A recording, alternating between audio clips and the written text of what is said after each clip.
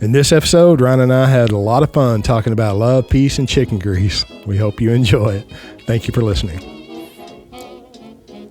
That's a good one. Let's use that one. Yeah, I like the laugh. All right. All right, welcome to the Banking with Life podcast. I'm James Neathery, your host. And I'm Ryan Griggs, your co-host. And as usual, it's an unscripted conversation. And we did kick around topics. We took some notes. We did? Well, you did. I have 4 different topics, and I'm not clear on any of them. But we're going to bring some clarity somehow. Yeah, and I got to say that this particular episode was recorded in December 12/12. The full moon on 12 a.m. at 12:12 a.m. You want to give them an address too? I mean, how specific are we getting? No, hey, the world headquarters of the Banking with Life persona podcast, Banking with Life DVD. The world headquarters of Banking with Life is in Alvarado, Texas, 20 miles south of Fort Worth. Mm-hmm. And I just got to say, this is where the real people live. It is not Dallas, Fort Worth. It's Fort Worth. And I know it we're is, south. yes, and they are separate, and there's an hour between them for a reason. Yeah, the world headquarters of Banking with Life is in Alvarado, Texas. Well, you know what? I feel like, we haven't done this in a while. I feel like it's been a little bit since we were last at our table with our microphones. And some things have happened. So there's been some conversation, would you believe it, out there online, on the internet, on the YouTube, Facebook, comment threads, emails, text messages, WhatsApp, Facebook, all the different mediums that are maybe too conveniently accessible to people. And what's come up over and over and over again, and what we've talked about before, but, don't knock repetition till you try it. And, I need to say it. People need to hear it. No, I agree with that. And I'm just saying that I had a conversation the last couple of weeks that they specifically referenced you. Ryan says, don't knock repetition. And I agreed completely, and I agree with you. So I got that from a pastor who's, I forget his name, but he had a number of prominent sermons on YouTube and passed away. But he said that one time, church lit up, I like it though. Yeah, no, it's very good. Okay. So the subject, I don't even know if I said the subject, but the subject was policy design or premium structure. In what? In a conversation? What do you on social media? Well, I get these phone calls, And now here we are. By the time this is out, 2020, there's going to be nice little options, methods from GriggsCapitalStrategies.com for the people who I want to talk to. I haven't met you. Looking forward to it. He wants to talk to everyone that is legitimately interested. I mean, you're not looking for debates on social media, are you? And I explained that to some. And let me say, the man is a debater, seriously. So if you want to debate him, by all means, reach out to him. But no, don't. I like that. What's her name? The Dowager, the Maggie Smith on Downton Abbey.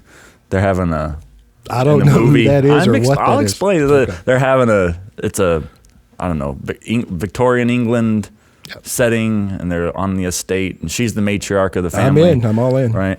And she's a bit of a smart ass, and someone talked about arguing, or I think that was the line, arguing, I think that was the word, and she goes, "Oh dear, I don't argue, I explain." And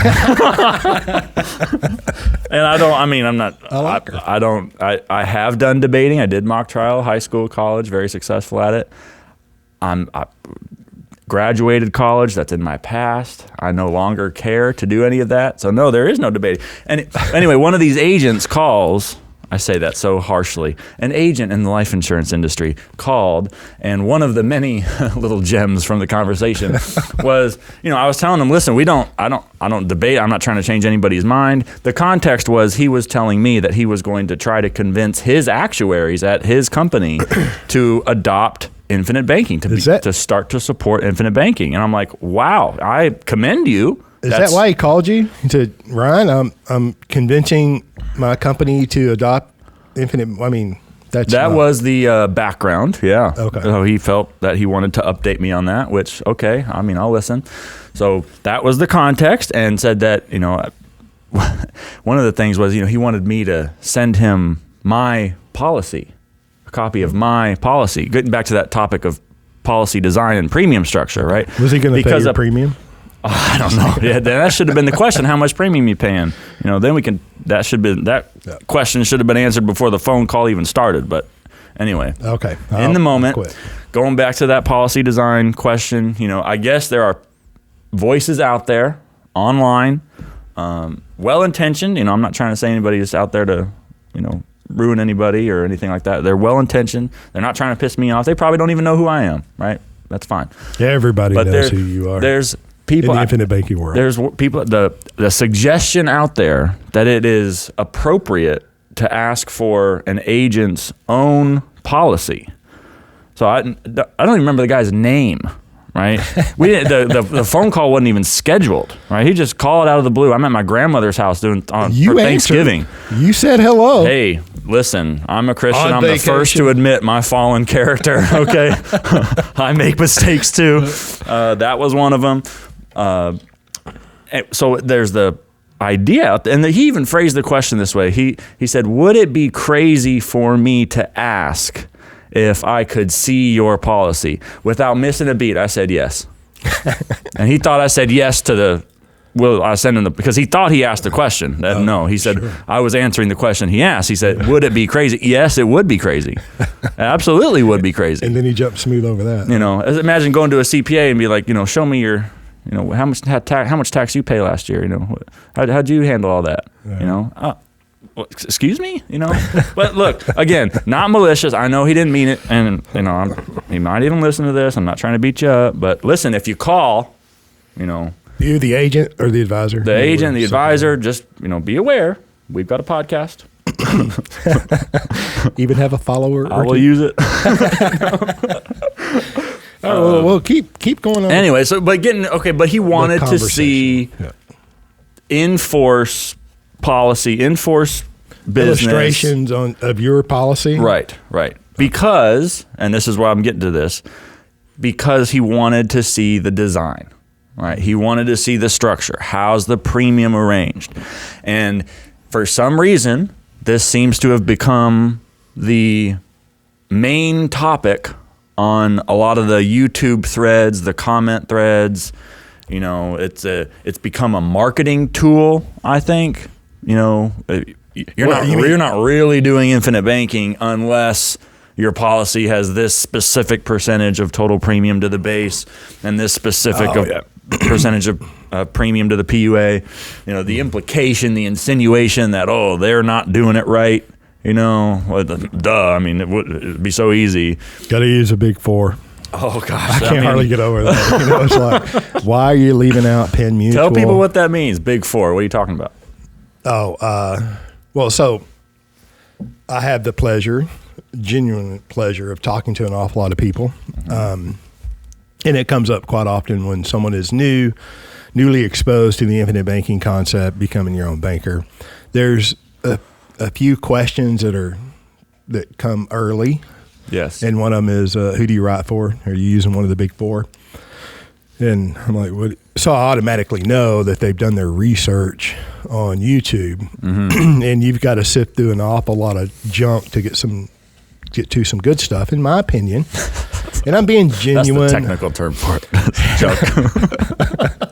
I'm being nice, without being condescending or contentious. Condescending was the word. Okay, yeah. Condescending. We'll get into that. Specific comment, condescending. But one of them, do you use one of the big four? Who are the big four? And then they'll name 4 large life insurance companies, very old. And I always ask them, typically, why are you leaving out Penn Mutual? Oh, who are they? Oh, one of a big, large, very old life insurance company that I don't particularly write for. Right. Okay, so I'm not promoting, and I don't even know why I'm throwing out Penn Mutual's name, and I don't ever use any other life insurance company's name. I guess to make a point, I don't know. But so the perception is, and it's been blatantly stated in print, different places, and on different forums and social media, that just stay away from any other company that's not a big four company, which is New York Life, Guardian, Mass Mutual, and Northwestern Mutual. Okay. Big four. You mean big as far as assets? Big as far as the home office building? Big as far as the weight of the CEO? I mean, what are we talking about? Big. You know, they have the largest payout of dividends, or they have the largest stated dividend scale, or they have the largest outstanding loan policy, or they have the largest portfolio of non-performing loans. I mean, let's clarify big. So, and I don't know what that particular definition is from the people that promote the Big Four. So does that help? Does that explain? That's exactly, yes, that explains. So we hear a lot about Big Four. Oh, you got to write with the Big Four. Your policy's got to have this specific design. Otherwise, it's not an infinite banking policy. Or this is infinite banking. Everything else, the agent's making tons of commissions, or they don't know what they're doing. I've got a ton of designations behind my name, so I'm the expert. Or, you know, I've been the back office technician of the largest IMO in the universe, and so I know how to build policies or whatever. Or my brother-in-law or my uncle, you know, or my dad grew up in the life insurance business, or my whatever the background may be. My question, though, if I go back to the call from the agent who, I don't know, brazen, direct. I mean, yeah. I mean, you know, I give credit. You know, willing to call, willing to pick up the phone, and I had these questions. Yeah, and which is flattering. You know, he finally got down to the question that I think he was wanting to get to, and it was just like, you know, what's your advice? And he threw out a couple options. You know, he had told me that he's planning to do a CFP program, and had certain reasons for wanting to stay with the company that he was with, which is why he wanted to talk to the actuaries so that they could improve the PUA rider. I mean, wait a minute. Heroic goals, right? Yeah. And God bless him. I wish.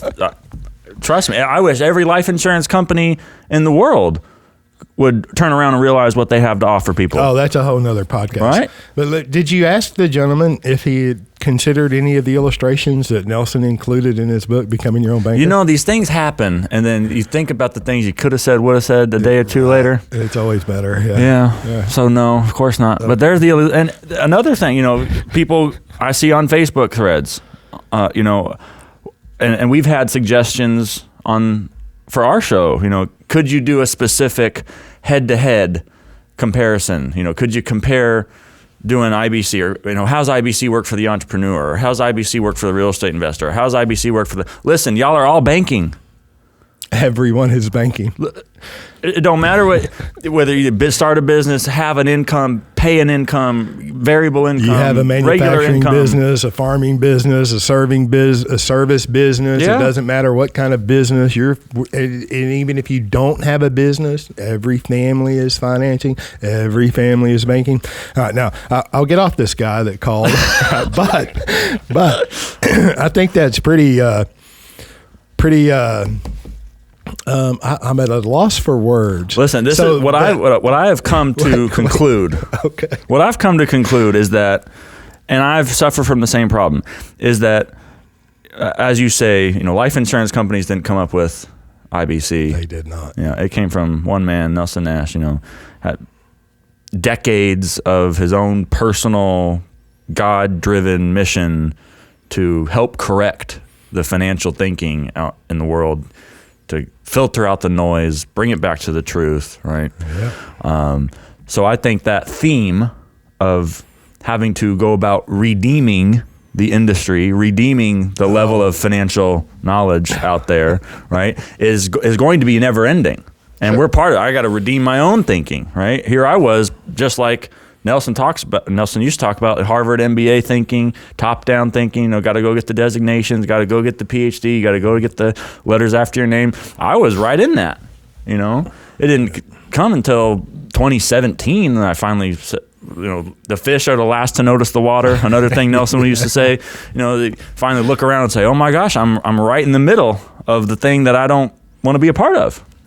So I'm not saying it helps you identify, classify. Absolutely. So I'm not out here pointing fingers saying everybody else needs to work on them. I'm a case study in this, right? Aren't we all? Yeah. But I think that point is where I'm trying to go with this is that we in the industry, the clients, the home office, the agents, lack the proper understanding of how this business needs to be done.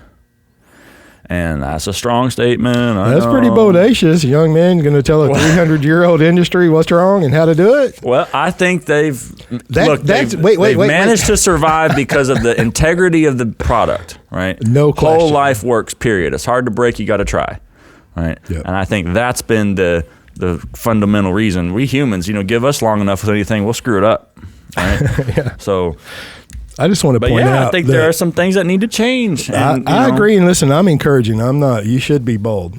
Okay, be bold. Be bold. And the advisor, the agent, it's a big producer, self-proclaimed, self-identified top producer. That's what I call him. And he's going to educate an actuary. I mean, you think about that. Talk about bodacious. Wait, every actuary wants to be educated by a life insurance agent.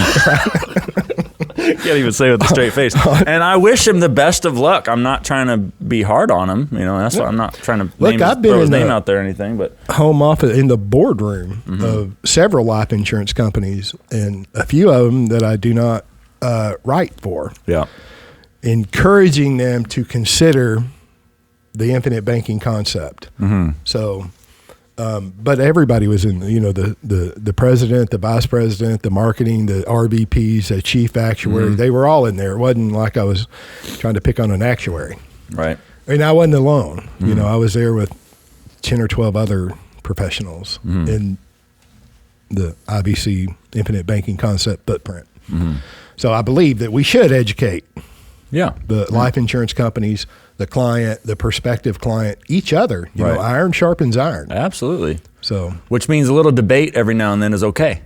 Not saying we're seeking it out, but I'm not seeking it out at all. Not at all. And in fact, on this same phone call, one of the things that he mentioned, because we were talking about marketing, talking about my eyes are starting to roll back in my head right now. real quick. And lead generation, these things, all that world. I'm like, listen, I'm halfway into a coma. Yeah, listen, I don't do any of that. I don't want no part of it. I don't do it. And he interrupted. He said, well, you guys have a podcast. That's exactly what you're doing. Ooh. And I said, oh, no.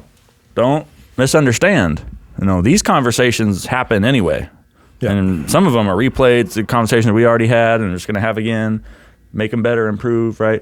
We just happen to put on some cameras, turn on some lights. And invite you to listen. That's really join us. Yeah. I mean. And so when you get the comments or the phone calls where it gets combative or contentious or we're not interested, no thank you. The disclosure is we do sell books. We do put links in the notes to buy books, DVDs, and then even other articles that are not at cost. And of course, full disclosure, I am a licensed life insurance agent, as you are. I am an investment advisor representative. I get paid, and I'm a capitalist. Okay, I am a capitalist. And no, we do not have free markets in America. So, but I am a capitalist. We do this for a profit. We get paid commissions and fees. Premium. So nobody's. I can't pay enough premium. You can't pay enough premium. Yeah. I buy as much life insurance as I possibly can. As possible. As much as the underwriter give you. I'll get a side eye from my wife. Or used to. Don't as much anymore. But okay, so you were going to the comments on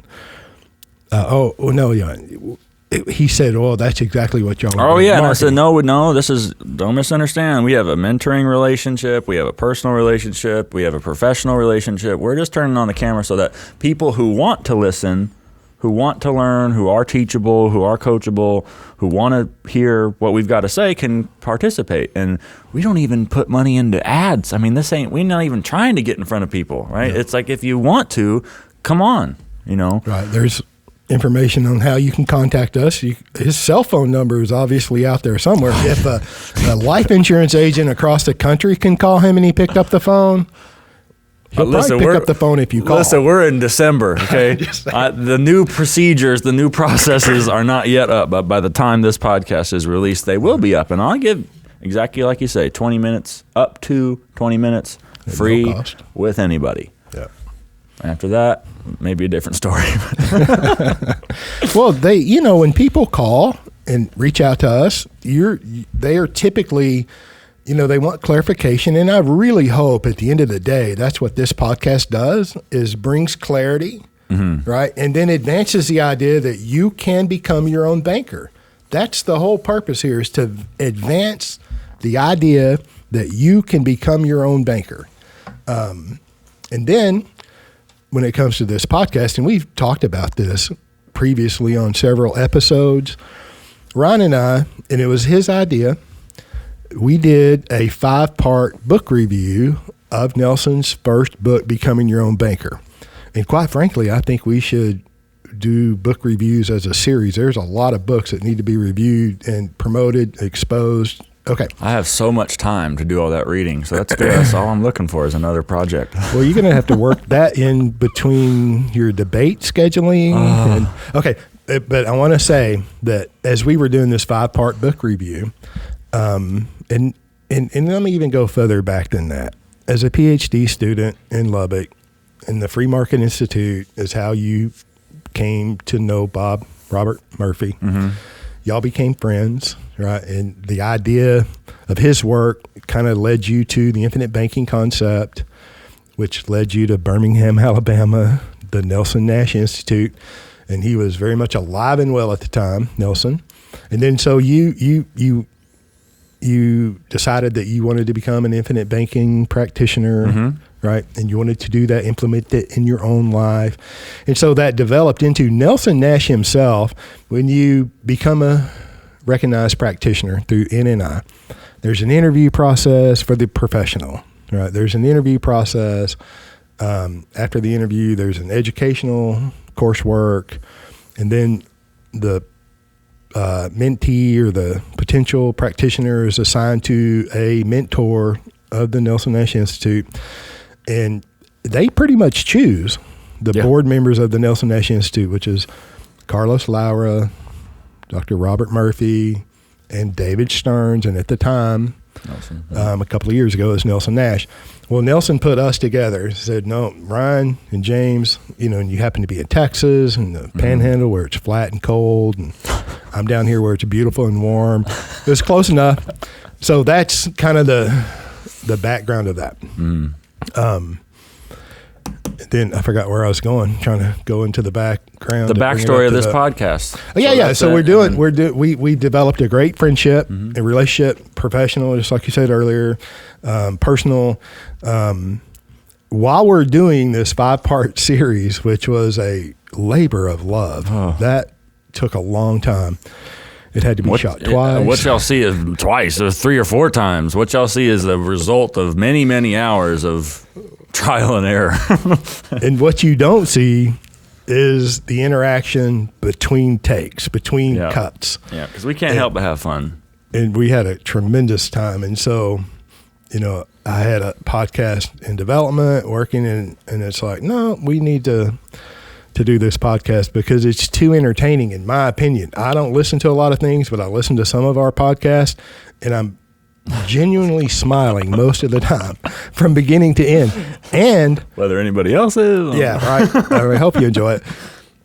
And also, if I try to listen, just from a prospective client or general public perspective, I find it educational.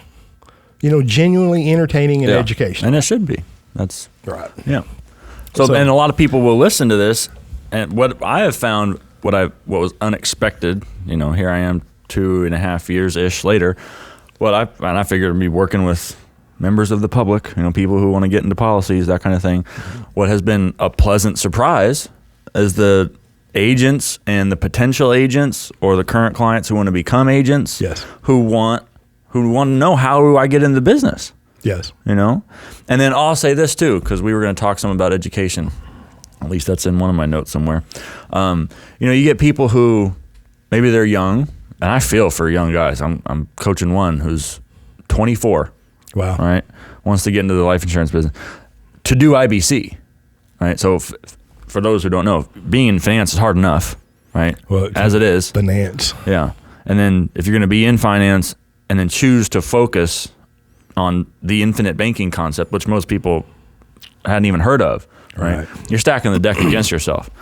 So we talk a lot about what's the track, how do I, if you're currently employed, how do you go from that job to getting into the business? Do you work part-time? Do you keep the main job, do this on nights and weekends?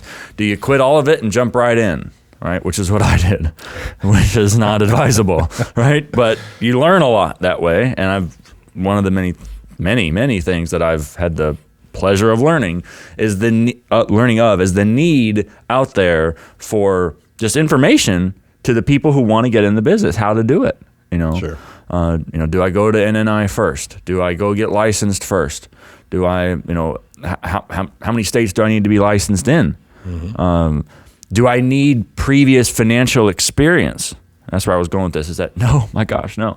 I tell people, people bemoan the lack of financial awareness out there in society, in the culture, and you get the idea that some people say, oh, they should be teaching that stuff in school, right? How to write a check, balance an account, pay taxes. I'm like, no, it is far worse to be misinformed than uninformed. I would prefer you to be uninformed. Right. That way, we don't have to go about doing any unlearning. Look, unlearning is more difficult than learning sometimes. Absolutely. Because the fish are the last to notice the water. You don't know what you know. Ooh, come on now. You don't know what you don't know. That too. And a lot of times what people don't understand is how deeply ingrained a lot of this financial thinking is out there, right? So you hear the question, well, what's the internal rate of return on that policy? What's the interest rate? Is it earning 4% guaranteed? Yeah. And I can't wait. Somewhere around this time, we should be in we should January. Absolutely talk about this 4% guarantee thing. I don't want to talk about that on this particular podcast, but now you're teasing people. You're going to bring it up and then... you have an opportunity to come back. Okay, subscribe, and when it comes out, you'll be notified if you hit that notice. You got to subscribe and hit the bell and all this. Anyway, yeah. But of the many different... People don't realize the extent to which the conventional financial approach, which I truly believe is flawed. And look, I'm putting my money and my time where my mouth is. Okay, the subject of the PhD dissertation is a new sort of financial economic theory. Are you going to break it? From the perspective of Austrian economics. Talk about teasing. Come on. Well, yeah. I mean, I've been going back and forth for a year on what the subject of this puppy's going to be. And I think after much conversation with you, other people, Bob, of course. That I think the subject's going to be financial economics from an Austrian perspective, because what y'all don't realize, and what I told this gentleman who called, the agent who called me, who talked about the CFP thing, he said, what's your advice? He's like, well, I'll probably do the NNI program, but I got to do the CFP thing first. It costs money, of course, right? And they don't bat an eye dropping however many thousands of dollars it is for that. But, you side-eye the NNI program, like, it's how much? Exactly. Yeah, it's cheaper, by the way. Swallowing camels, straining at gnats. And so what I told him was I would not do the CFP thing. No, thank you. It's available to others. That I'm sure there's great things, but you can see the course list, you can see the textbooks, you can go to the websites, you can Google the authors of these textbooks. When Nelson was going through his CLU program, Chartered Life Underwriter, another designation, Paul Samuelson was the author of the textbook for the course on economics. Supporter of the Soviet Union. What else do I need to tell you? So you're going to go be around that. And his comment to me was, well, I know some Austrian economics, so I'm pretty sure I'm inoculated against that sort of Keynesian stuff, the sort of flawed, frankly, communist economics. And it's like, okay, and I get that. You learn the truth. That helps you identify what's not true, and you can, keep yourself between the lines. I get that. I get that idea. Right. But... And it's possible. It's true. Everything's possible. Yeah, with God, all things are possible. But unlikely, but possible. But you cannot help if you spend time in that kind of environment, whether it's an academic environment, whether it's a professional environment, whether it's a familial environment, whatever the environment. If you spend time in that situation, you cannot help but absorb their way of thinking. Mm-hmm. And it gets on you, and you can't get it off. Can't get that stuff off quick enough. And so why even do it? Why are you going to pay money to be immersed in an environment of flawed thinking? For what? So you could have some letters after your name? Well, it's perceived. There's a perceived need. I mean, I know when I was young that, when you're young, or when you're young, it's tough to get any props, get any respect. Oh my gosh! Talking about people's money. Gosh! A 27-year-old talking to a 55-year-old. It's like, what do you know, boy? So precisely, it's real, and so I understand the perceived need to have some designations, experience, or for if you don't have the experience, the time, to make up for that with it comes from a genuine place. It's not like people want to work with someone credible. Sure. And so that's really the thing, is like these designations, letters after your name, all that, those are just signals regarding your credibility, right? It's an indication that more than likely you have greater credibility than the alternative. But that's not necessarily the case. Right? I always viewed the participation in the industry, like the MDRT. Did you mention that earlier? Or am I bringing that up now? You're bringing it up now. Okay. Well, whatever, the different organizations, affiliations, I always viewed that early in my career. I felt less than, I didn't have any degrees or designations. And it is tough. So you just have to outwork them. But I seen the value in those, the education that you could learn by participating, and then sharing them with the general public. I thought that I would want to, I thought the person or the prospective client could see that at least I'm a student of my profession. Yeah. At least I'm participating in trying to do better. So I see the value there. Right. We're not fly by night. You're sticking around. You've invested some time and effort. Yeah. And so it does come from a good place, and people do need a track to run on. They do. You got to know, okay, how can I go about, where do I need to spend my time? Where can I go learn the truth? Where can I improve my understanding? How can I get better? I think, though, a lot of times we talk about, what needs to be taught in the business and what some organizations could be teaching. And I think a lot of times it doesn't have much to do with finance per se. It's got to do with, how well do you write? How comfortable are you talking to somebody? Mm-hmm. How comfortable are you sitting across from someone telling them they need to take a quarter of their income, put it into this asset that they've never heard of before? Right? That's going to make some people uncomfortable. Yeah, well, do you do it? Can I see your policy? Again, I get it. You want to practice what you preach. I do practice what I preach. Yes. I just don't feel compelled to convince somebody of that. Right? I know it. I know how much premium coming out of my account this month. Do you know what your cash values are?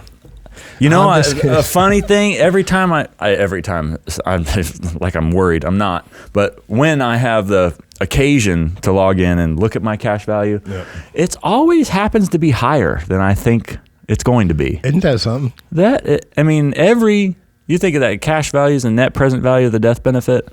Rewind that, listen to that. The cash value is the net present value of the death benefit. Part of that net present value calculation is the time factor, right?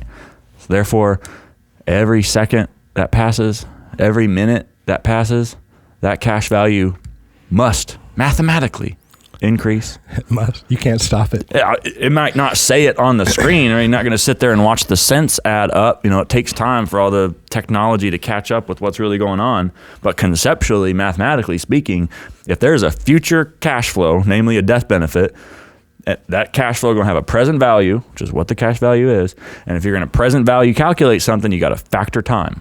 Yep. So if that time factor is reducing, it must be the case that the present value of that future cash flow is increasing. That's for the mathematician out there. That's for everybody right there. If you can get your head around that, wow. And that's going to be the foundation. That's the foundation of your financial life is a mathematically certain truism that the value must increase. Just by the mere existence. Just by... Yep, I'm still here, still breathing. I love that. I got to say, it's the net present value of a future death benefit minus a future premiums. Yeah, that's the net part. Right. Net of the cost. Net of the That's premium. it's a net present value. That's right. That's all it is. But It's not, and okay, it's technically called a cash surrender value. It is a surrender value. It is what the company would pay if you quit and walked away. Why would you? I don't know. But if you did, that's what you get paid. you right? slipped off into the noise. But what I have heard that that there's a sort of a hostile way to phrase that, where it's been put where it's cash value is described as the life insurance company wanting to get out of a future death benefit, and so they're trying to bait you into quitting earlier, right? To taking the cash value so that they don't have to pay that future. It's like, oh my goodness. Well, you hear all going back to one of the several questions that come up early. And really, these basic questions, this question that I'm fixing to talk about, there's a ton of information out there, even on the Banking with Life channel, YouTube channel, right? Especially. You mean the life? If I die, do I get both the cash value and the death benefit? And we've talked about this. Yeah. You mean the mean old insurance company is going to keep my cash value? The dirty rats. It's like, no. Look, when you sell your house, you don't get the purchase price and the equity that you had in the house. Well, who did? Did the real estate agent keep that? Probably. He probably got a commission too. He's probably going to, Florida or California or Ireland or Scotland. I'm saying that because by the time this podcast airs, this episode, he will have. I might be back in the U.S. I don't know. I might just stay in Ireland. I don't know. He may have returned, may or may not have returned from Ireland with his family. So, okay. Much needed vacation. So is your cash value compounding at 4% a year? No. I know. I keep bringing that up. I'm going to tease. I get it. We're gonna. So let's blow that up though. The idea being that I want to have a strong rate of return, and I'm going to go contact 5 different agents, and I'm going to ask them each for a quote or an illustration, and then send me your illustration. Right. And I'm going to vet them. Right, on which policy would you like to see? The person who's learned about this thing for the last 3 months is the expert, right? They're the ones that are going to know to choose based on an illustration, which you can't. Okay, illustrations are not contracts. By the way, we've talked about illustrations. I don't like talking about them, but others talk about them, so we have to keep talking about them. Illustrations are not contracts. Ain't nothing in there is contractually binding or a promise or nothing. That's an illustration. It's true as of the time it's printed, and as soon as the clock ticks another mark, the current experience of the company is no longer current. So who knows, right? Illustrations, I've said it before, say it again, don't knock repetition. An illustration can be a source of clarity if the educational foundation has been laid. If the educational foundation has not been laid, then the illustration will be a source of confusion. Permanent, almost permanent. Lasting, confusion. Abiding. And I say often that, look, an illustration is exactly that. It's a point in time right then when it was created and printed. And it just gives you the ability to see what could happen if nothing changes, right? And everything's going to change, right? But then, and just speaking specifically to that, where people call and, we're talking to you and somebody else, and we get a lot of calls on a daily basis, and if you're working with somebody or going through their process, our encouragement is to go through their process, right? Absolutely. I'm not interested in coaching another agent indirectly through a client. Or quarterbacking them. No, thank you. Yeah, no. I wouldn't want them doing it to me, and I don't want to do it to them. In my heart of hearts, I believe that the financial advisor, whomever they are, in whatever capacity that they work in, whether it's Wall Street, insurance, whatever it is, I believe that their hearts are in the right place, and they want what's best for their client, and that's what I expect the best solution. How the best solution for a particular client is derived at. It's an educated and informed client and an educated and informed professional. Mm-hmm. I think with 2 informed, educated people, they can get to the correct solution. Yeah. So, and it doesn't take me to quarterback or second opinion. Yeah. Any of that. Mm-hmm. But when it gets to the illustrations and the people that sometimes call in and say, hey, I'm talking to 4 or 5 different people, can you just send us an illustration? And that goes on an awful lot, right? And I get it. The prospective client wants to do the right thing. They want the best decision, to be made. They want to make the best decision, and they want enough information to make that. Mm-hmm. But looking at illustrations and comparing illustrations is not the best information, because behind those numbers, behind that construct, there's all kinds of different policies that a company has. And you're structuring premium, the allocation of premium to the base, the premium duration. There's a lot of things that go in there. And so if I look at an illustration from one company and I compare it to an illustration of another company, I'm not getting an apples to apples comparison. Right. And this is my perspective. I'm sure there's plenty of agents who would disagree. What's new? My perspective is that it is unhelpful, neglectful, potentially unprofessional to indulge those desires to quote generate, to get an illustration and compare, because the agent has no way, if I don't know you, the agent has no way of knowing whether or not the individual is equipped mentally to accurately understand what they're looking at, right? That's just the facts. Life insurance is a new asset to most people. It was to me. It needs to be explained. It needs to be reviewed. It doesn't have to be complicated, but it can be complex. And there are certain things that we need to understand. You need to know whether that premium dollar listed there is whether you have the right or the obligation to pay it. What? Right? You mean there's a difference? See what I'm talking about? And you don't know. You don't know until that process, suppose we talk on the phone for 30 minutes. I send you my policy, and by some miraculous divine intervention, it strikes you exactly, the value is communicated from the numbers into your mind. Doesn't happen, but say it does, and then I agree to move forward and get you into a process for applying for life insurance. You get a policy. Soon as the calendar page turns, that little moment of understanding fades, and there's going to be new questions. Well, why did I do this? Wait, my wife's on me. I'm about to write this check for all these digits, and I'm doing what again? Why am I doing that?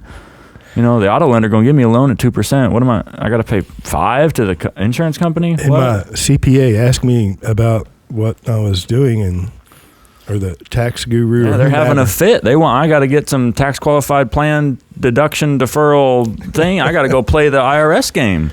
The life insurance is the world's worst place to put money. There's only about a 2% rate of return, and the life insurance company is going to keep your cash value when you die, and they're going to charge you interest to borrow your own money, and it's a worst investment in the world. Yeah, listen, look, I don't want to go into this. Just occurred to me. I don't want to go to a dentist. Dentist comes in for 10 minutes, glances at me, and says, "Okay, yeah, we're just going to do X, Y, and Z. Lay down, and you're going to start working on me." Yeah, here, sign here. Yeah, exactly. While you're in the seat, tilted back. Yeah, let me just take this drill, put it in your mouth, and start tearing apart your body. Because I looked at you for 10 minutes. I had a hour-long consultation. No, we're not going to. This is getting into infinite banking, becoming your own banker could be the most momentous, significant financial decision you make. And we're going to do it based off a sheet of numbers that's not contractually binding after having talked to each other for 45 minutes. It could be. And it could also be the most, I don't want to say the most momentous or it could also go very wrong, is my point. And that's exactly what I'm saying. You jump in without an education. It's like, I thought I was buying this. Yeah. This is what I expected, or this is what I understood. And I see a lot of that misconception or understanding comes from snippets and clips of different things that are out in print, audio, and video. Out of context. A little bit here, comment here. Completely out of context. So that's not an education. And I've said this before too. I got this from my friend Joe Kane. Just because you've watched an hour of video on YouTube, or 2 or 10 or 20, unless you're watching the videos from the Nelson Nash Institute, where, as a matter of fact, and I promoted this, or I didn't promote it.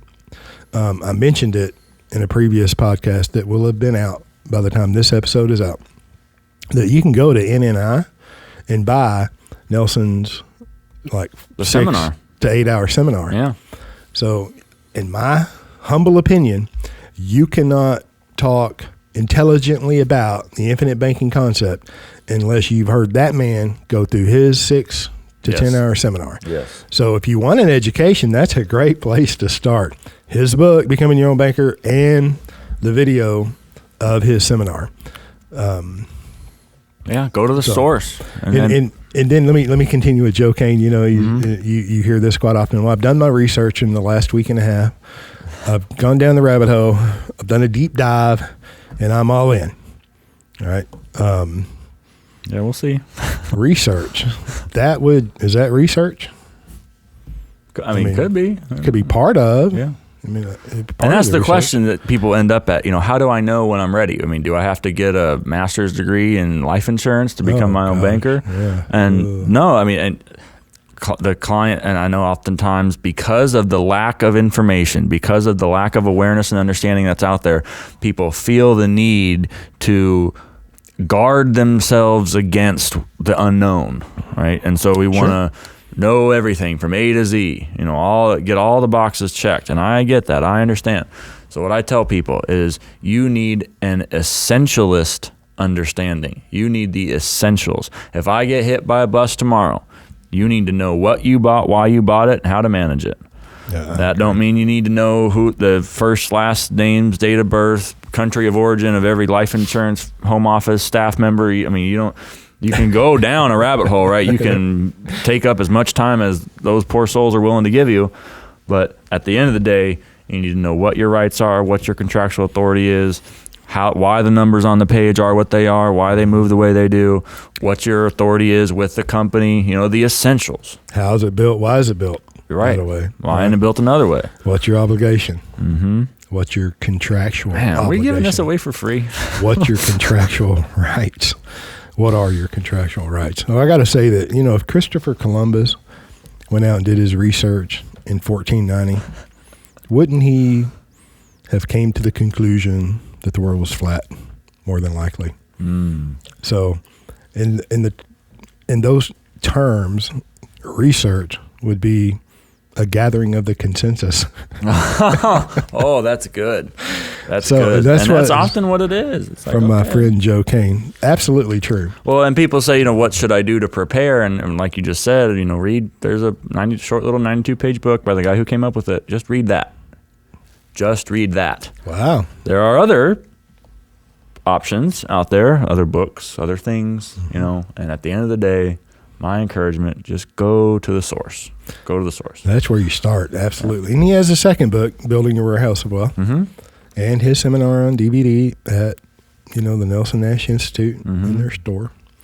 We should merch it up here, you know. We should merch up the Banking with Life and sell things, right? Get a Patreon account. And I mean, if you want to be inventory manager, that's okay with me. I think Amazon got that handled.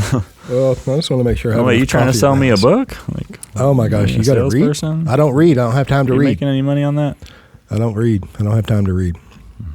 Okay, well, thank goodness there's a podcast at bankingwithlife.com or wherever on YouTube. Wherever we are. Wherever, I mean. And Apple, somebody asked that, you know, is there an audio version? Because they're so used to YouTube. And I'm like, yeah, there is. And so I sent the Stitcher, I think was the link. So there's an audio version if people didn't know that. An audio version of what? This podcast. Oh, perfect. Yeah. No, I mean, I didn't know you were talking about the book. And oh, yeah, no. Yes. All right. Now that's minute 48. You got anything more? I don't know. Did we talk about anything? I think so. No, I'm good with that. I don't really remember. Talked about education, fish are the last to know. Agent calls. Yeah. Yeah. No, I'm good with that. I'm not mad at anybody either. And it's not condescending. No, it's all I had a gentleman tell me the other day, he's like, James, I really, you know, I appreciate that love, peace, and chicken grease. My grandmother loved that too. You know, and I think a few times that I've said that, and I say that, look, I married a hippie, my wife, Jana. Set designer. Yes, absolutely. That originally came from Kinky Friedman. He was a quasi-hippie cowboy who ran for governor of Texas probably 20, 25 years ago. That's where I got that. Kinky Friedman. Okay. Love, peace, and chicken grease. So, Man, makes me hungry. Let's get some full fried disclosure chicken. there. Okay. No, thank you for listening. See, we had fun. I hope you had fun.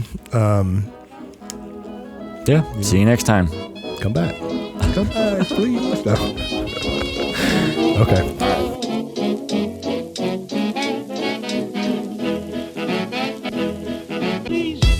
Thank you for joining us on the Banking with Life podcast. If you're watching on YouTube, make sure to like and subscribe and click on that little notification bell. Otherwise, join us on Apple Podcasts and Stitcher for weekly content.